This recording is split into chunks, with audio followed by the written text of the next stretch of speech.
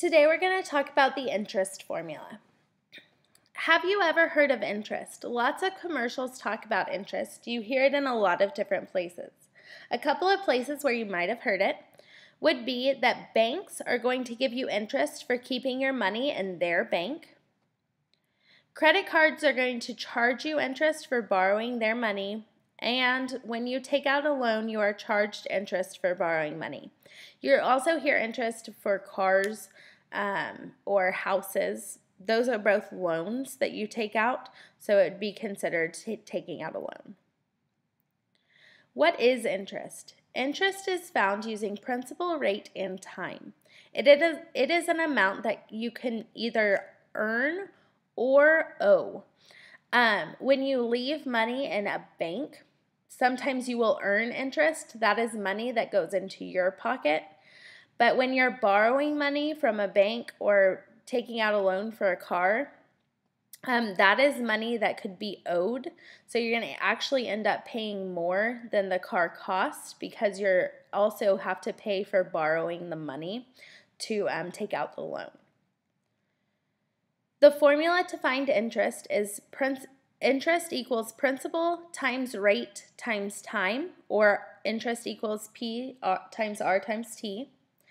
Let's talk about what principal, rate, and time are. The principal is going to be the amount that you start with. It can be either the amount that you borrow or the amount that you're going to put into an account. So principal is the starting amount. Rate is the percent you will owe or get back. You're going to need to change the percent to a decimal before you can multiply. Remember, to do this, you move the decimal to the left 2 times. So if you look at 23%, remember if there is no decimal, it's understood that it would be behind the 3. So in this case, the decimal would be 23.0%. You're going to take the decimal and you're going to move it to the left 2 times. So 23% is the same as decimal 23. Now when you're changing 9% to a decimal, again, it's understood that your decimal is behind the 9. But when you move your decimal over twice, notice there's nothing in front of the 9, so we need to fill in a 0 there. So 9% as a decimal would be decimal 09. The time is the amount of time you borrow money or keep your money in the bank. So time is time. It's usually in years. Sometimes you'll see it in months. The first example says, suppose a bank is offering its customers 3% interest on savings accounts. If a customer deposits $1,500 in the account, how much interest does the customer earn in 5 years? Notice I am given my principal, which is $1,500. That's how much they're going to put in the bank. The rate is going to be 3%, and the time is going to be 5 years. So I could say interest equals $1,500 times 3% times 5 years. But remember, 3% needs to be changed to a decimal. It's decimal equivalent before I can plug it into the equation. So 3%, move the decimal over 2 times. Remember that understood 0 in front of the 3. 3% is the same as decimal 03. So now I can plug in interest equals $1,500, the amount that I'm starting with, times decimal 03, which is equivalent to 3%, times 5 years.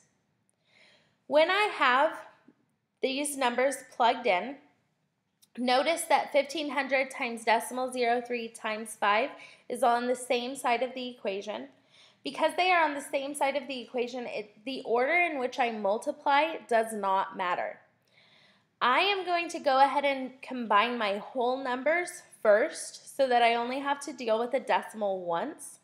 So I'm going to do 1,500 times 5 first, which gives me interest equals 7,500 times decimal 03.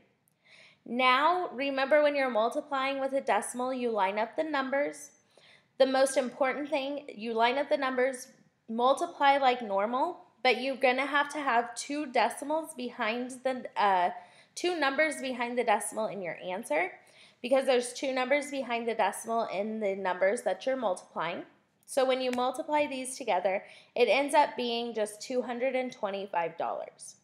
So for putting $1,500 in the bank and leaving it there for 5 years, you've automatically earned $225 back. Now, something that I do want to make sure that I point out to you is this is simple interest, which means I have to leave that $1,500 in the bank for all 5 years without touching it. If I take some money out, then I'm not earning interest on it, so it wouldn't be the full $225. Also, if you put money in, then you could earn more in interest because you have a higher principal. But for right now, we're just talking about simple interest. So that $1,500, what that means is that you're not adding to it and you're not taking away from it. It's just going to be the $1,500 in the bank for all 5 years. The next example says Kelly plans to put her graduation money into an account and leave it there for 4 years while she goes to college. She receives $750 in graduation money that she puts into an account that earns 4.25% interest. How much will Kelly earn in 4 years? We are given the principal, which is $750.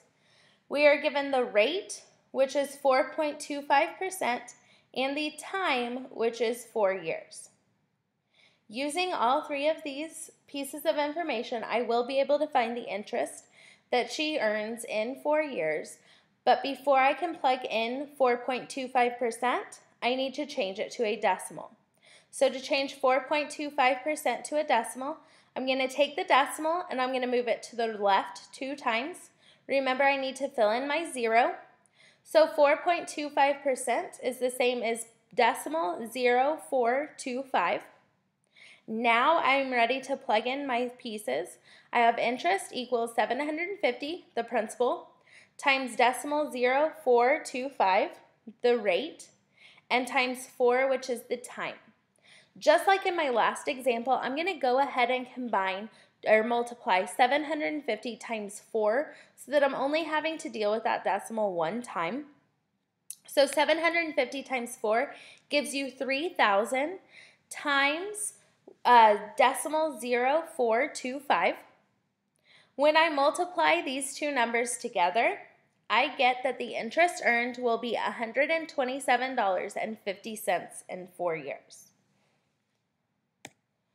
The next example says Jamie wants to earn $500 in interest so she'll have enough money to buy a used car. She puts $2,000 into an account that earns 2.5% interest per year. How long will she need to leave her money in the account to earn $500 in interest? Now notice here, I am given the principal, which is $2,000. That's how much she's going to put into the account. I am given the rate, which is 2.5%, but I do not know the time. I do, however, know that the amount of interest she wants to earn is $500. So this equation is, or when I plug into this formula, it's going to look a little bit different than it has so far. I still have to take 2.5% interest and change it to a decimal. To change 2.5% to a decimal, I'm going to take the decimal, move it to the left 2 times. Remember, there's an understood 0 in front of the 2. So 2.5% is the same as decimal 0.25. Now when I plug in what I know that she wants the interest to be $500, so I'm going to plug in $500 for interest. The principal is $2,000. The rate is 0.025, and I do not know the time, t, so I'm going to leave it just as t. Now when I multiply 2,000 times decimal 0.25, I need to do that first. I find that 500, how much interest she wants to earn, equals 50t. To solve for t, I need to divide by 50 on both sides, and when I do that, I find that t equals 10.